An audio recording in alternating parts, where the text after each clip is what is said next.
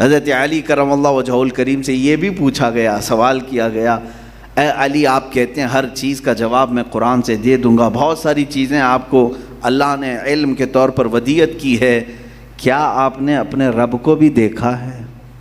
یہ بات تو ظاہر سی بات ہے، سوال کرنے والا جس انداز سے سوال کر رہا ہے، اگر علم حاصل کرنے کے لیے سوال کیا جائے تو معاملہ الگ ہے، اور اگر کوئی نیچا دکھانے کے لیے سوال کر رہا ہے تو بھی معاملہ الگ ہو جاتا ہے۔ بہرکیف میں اس بحث میں نہیں ہوں۔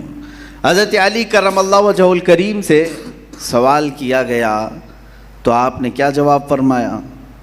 آپ ارشاد فرماتے ہیں میں دوسرا سجدہ نماز کا اس وقت تک نہیں کرتا جب تک پہلے سجدے میں اس کی تجلیاں نہیں دیکھتا، رب ذوالجلال کی تجلیاں جب تک نہیں دیکھتا۔ یہ جو دیدار خدا کی بات ہے یہ عالم بیداری میں، یا جس طرح رسول کریم صلی اللہ علیہ وسلم کو معراج ہوئی ہے، شب معراج، اس طرح کے دیدار کی بات نہیں ہے، یہ عین قلب یعنی دل کی آنکھوں سے دیکھنے والی بات ہے، جو بصیرت جس کو کہا جاتا ہے۔ ایک ہے بصارت جو آنکھوں سے دیکھا جاتا ہے، اور ایک بصیرت ہے جو دل کی نگاہوں سے دیکھا جاتا ہے۔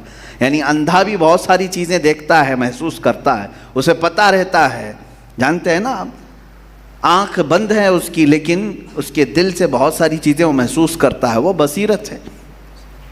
لیکن بلا تشبیہ و بلا تمثیل، میں کسی اندھے کو کسی پر مثال کے طور پر نہیں عرض کر رہا ہوں، میں صرف اور صرف آپ کو یہ سمجھا رہا ہوں کہ نگاہیں دو طرح کی ہوتی ہیں، ایک ماتھے کی نگاہیں ہیں اور ایک قلب کی نگاہیں۔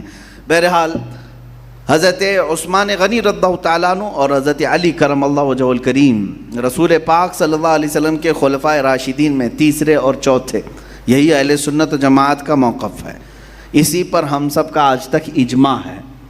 ایک بات یاد رکھ لیں، بعض لوگ اس بات کو بہت زیادہ واویلا مچا کر کہتے ہیں وہ رسول پاک صلی اللہ علیہ وسلم کے داماد حضرت علی، سیدہ کائنات فاطمۃ الزہرا کے شوہر، حسنین کریمین کے باپ، ساری فضیلتیں، اور تم ان کو چوتھے نمبر پر لے کر کے آتے ہو۔ میرے عزیزو، چوتھے نمبر پر آنے سے مولا علی کرم اللہ وجہہ الکریم کی فضیلت پہ کچھ فرق نہیں پڑتا۔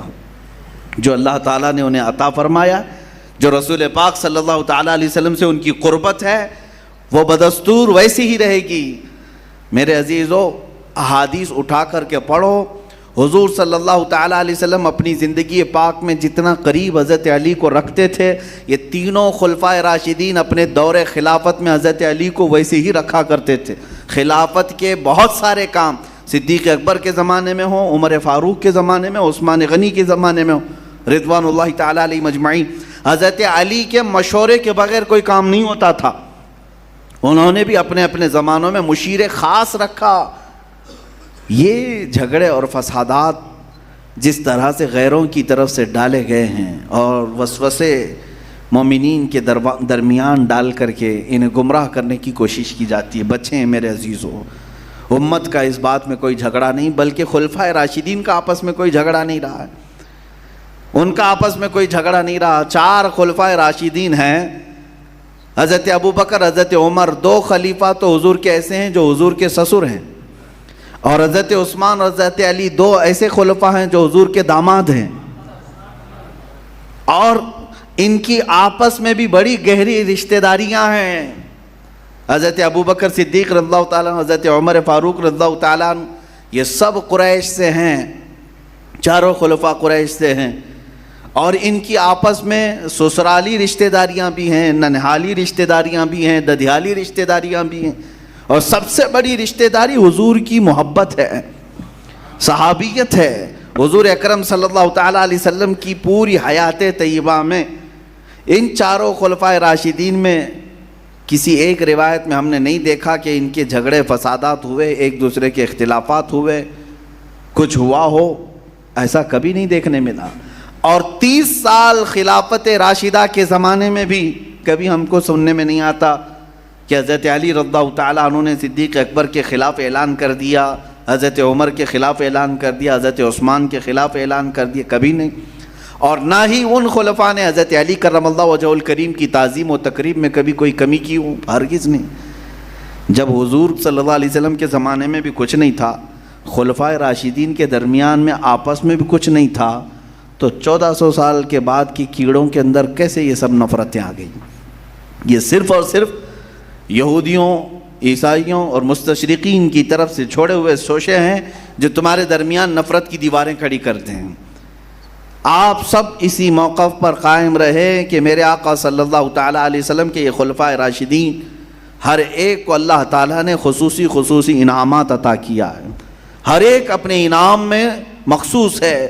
اگر میرے آقا صلی اللہ علیہ وسلم نے صدیق اکبر رضی اللہ تعالیٰ عنہ کے متعلق فضیلت میں یہ فرما دیا ہے کہ میرے اوپر جتنے لوگوں کے احسانات تھے میں نے سب کے چکا دیا سوائے ابو بکر کے، ابو بکر کا اللہ تعالیٰ بدلہ قیامت کے دن ہی عطا کرے گا۔ ان کی فضیلت میں اگر میرے آقا نے یہ فرمایا ہے تو فاروق اعظم کے لیے بھی کہا اگر میرے بعد کوئی نبی ہوتا تو عمر ابن خطاب ہوتے، اور اتنا ہی نہیں، حضرت عثمان کے لیے بھی حضور نے فرمایا کہ میں کیا اس سے حیا نہ کروں جس سے اللہ کے فرشتے بھی حیا کرتے ہیں۔ حضرت عثمان غنی کے متعلق حضور یہ فرماتے ہیں اگر میری 100 بیٹیاں ہوتی، ایک کے بعد دیگرے ایک ایک انتقال کر جائیں، سب کو میں عثمان کے نکاح میں دینے کو پسند کرتا۔ حضرت عثمان کے متعلق فضیلت ہے۔ اسی طرح میرے عزیزو حیدر کرار کے لیے بھی حضور نے جو فرمایا ہے وہ ان کا خصوصی انعام ہے۔ اللہ کے نبی نے فرمایا انا مدینۃ العلم وعلی بابوہا، میں علم کا شہر ہوں اور علی اس کا دروازہ ہے۔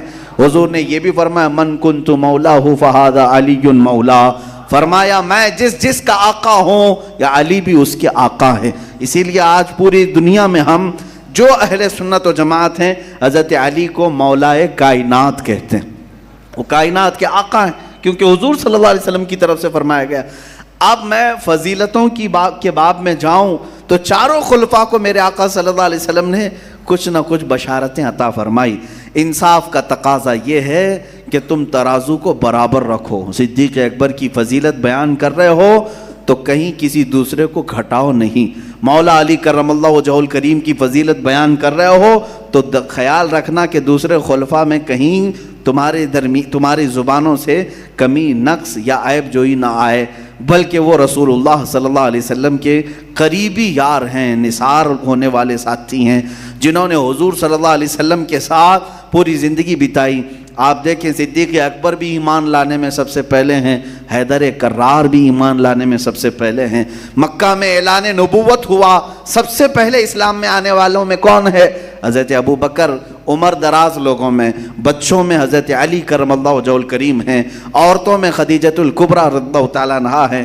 سب یہ شروع اسلام میں آنے والے، اور پھر ہجرت کرنے کے وقت اگر حضرت ابو بکر کی ہم فضیلت بیان کرتے ہیں کہ میرے آقا کے وہ ہم سفر تھے، حضور صلی اللہ علیہ وسلم کے ساتھ سفر کیے، غار ثور میں ساتھ تھے، مدینے تک کا سفر ساتھ کیا، یہ صدیق اکبر کی فضیلت ہے۔ ساتھ ہی ہم حیدر کرار کے متعلق بھی بیان کریں گے کہ اپنے بستر پر اگر کسی کو سلایا میرے آقا نے تو مولا علی کو سلایا تھا۔ فضیلتیں سب کی ہیں، ترازو برابر قائم رکھو۔ میرے عزیزو یہ خلفائے راشدین کے درمیان برابر کا ترازو قائم رکھنا، اسی کا نام مسلک اعلیٰ حضرت ہے۔ الحمدللہ ہم کس کو نشانہ بنا کر اشارات کنایات میں معاذ اللہ رب العالمین ہرگز صحابہ تابعین کی توہین کرنے والوں میں سے نہیں ہے، ان گستاخوں میں سے بھی نہیں ہے جو حضرت ابو بکر و عمر کو گالیاں دیتے ہیں، جو حضرت عثمان کو برا بھلا کہتے ہیں، دیگر صحابہ اکرام کو سب و شتم کرتے ہیں۔ اللہ نے ہمیں ان قوموں سے، ان فرقوں سے بچایا ہے۔ مولا کریم ہم سب کو آخری سانس تک صحابہ کا وفادار بنائے رکھے اور اہل بیت اطہار کے خداموں میں ہمیں شامل رکھے۔